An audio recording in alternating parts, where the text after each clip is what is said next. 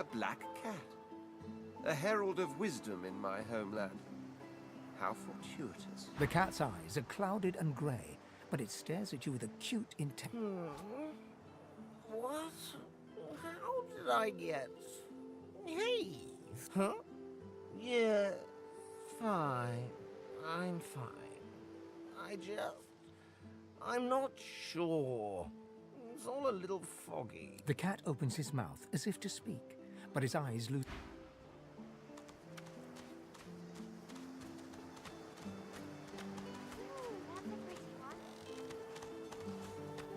Hey, lady.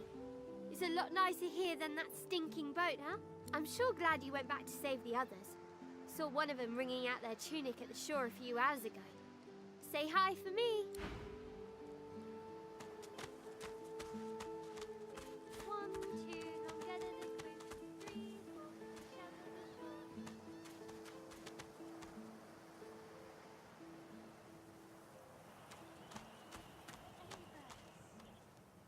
We already know the truth, Magister. Now speak. I am a proud lawyer to the Order. I would not dream of subverting our cause. Auzea, please. Stay back, sorcerer, and stay silent. Our Godwoken speaks. We know you've been helping sorcerers escape, Auzea. We have proof. I'd sooner cut my tongue out than lie to you, Alexander. I know nothing of any escapees. If you can tell the Godwoken no more, your tongue is of no use. Cut it out. This can't be serious, Alexander. Come! You should know by now to obey your superior, Magister, whatever she may ask.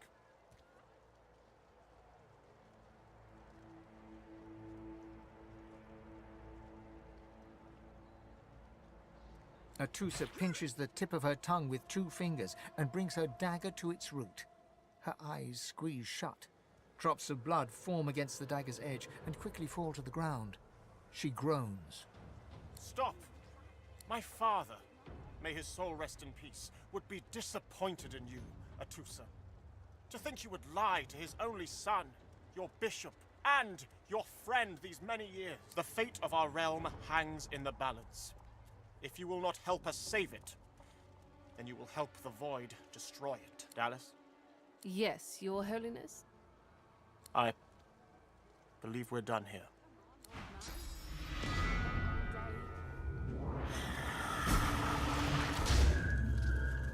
What a waste. The Lizard Magister, or what's left of her, lies in a puddle of gore. She was a lizard, yet a magister. No matter her reasons, her penalty was fair. The cat's eyes are clouded.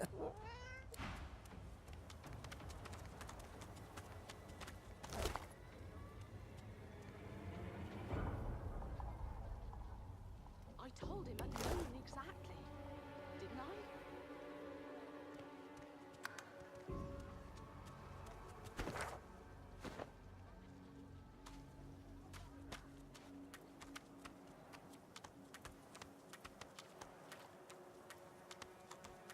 He hasn't changed a bit. Always.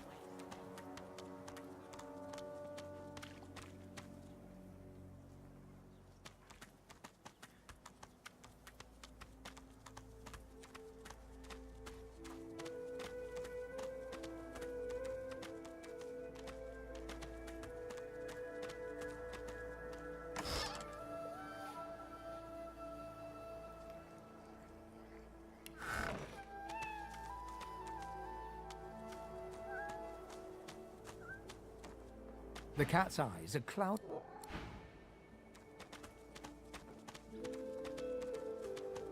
I've spotted something.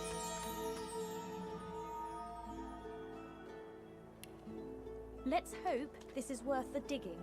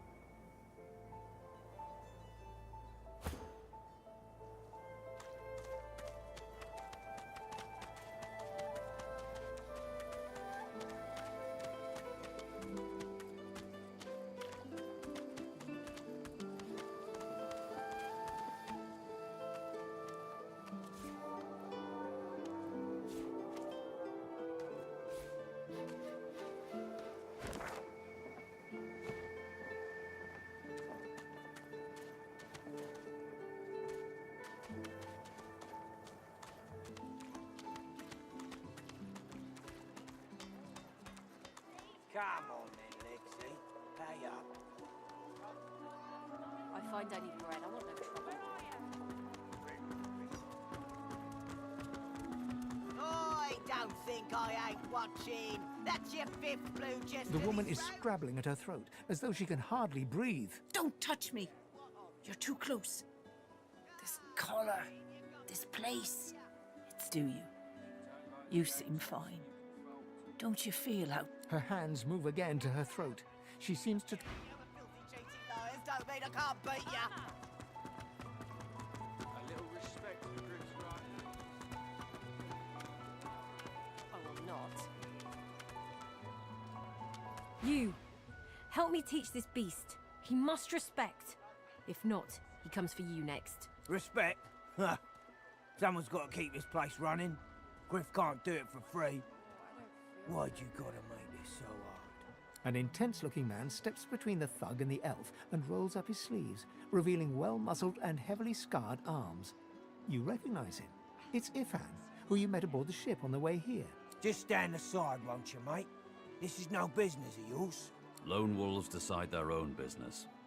The thug freezes in fear for a moment before shuffling back to the protection of his crony. Pay up, elf. No one shorts Griff. Especially not one of you. Oh God, not now. Burrow looks you both up and down, sizing up your combined... Get out of here. The both of you.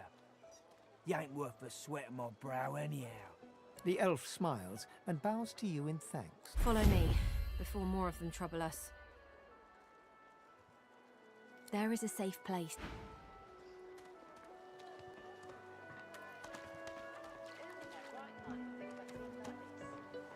Ifan rolls his sleeves back down. He nods at you, the shadow of a smile. Good work there. Good work. He stretches out one rough hand to shake yours. He grips your hand tight as a vice and shakes it, hard. Say, you don't look all that busy now that we're safely on dry land. I could use someone to watch my back, and it looks like you. I've just got a small errand to run. And then I'll be looking to get the hell out of here, while I've still got a neck to collar. He shrugs, looking... Mercenaries. It's a job. My job. The usual way. Haphazard, terrifying, and drenched in blood.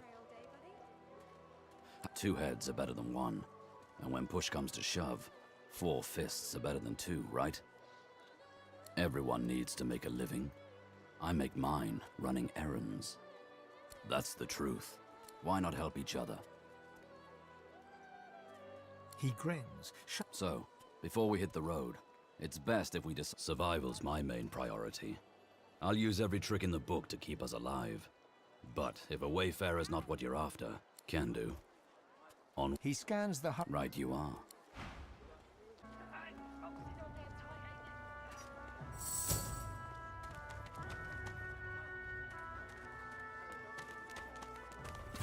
Hey, I know you. Lohse, the dark-eyed jokester you met aboard the ship, waves enthusiastically and dips into a mock elegant curtsy.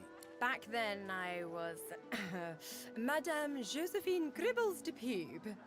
And you were you. Glad to see you made it. Nothing like a nice tentacle slap across the moor to set the tone for the week, eh? How'd you escape? Me too. Did you hear something? When you were in the water, I mean. I heard the same thing. Do you know what this means? It means I'm not the only. Lohse's voice catches in her throat.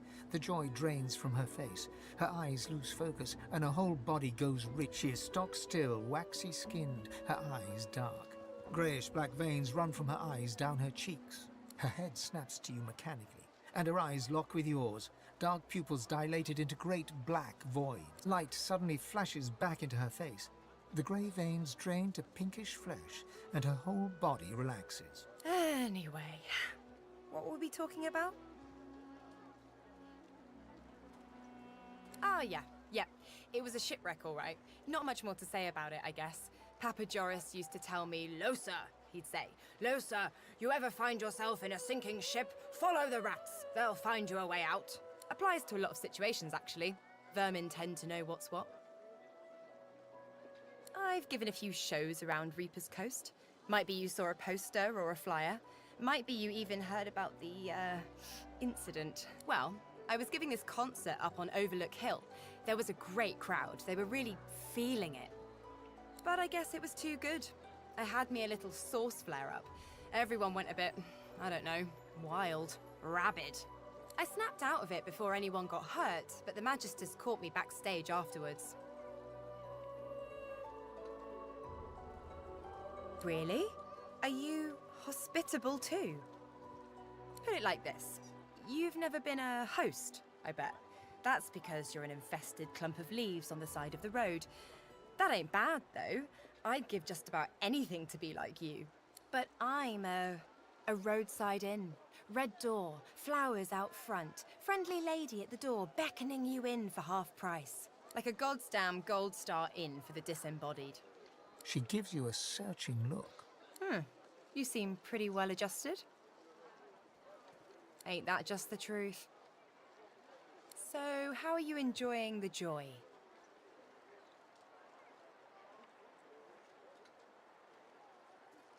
So true.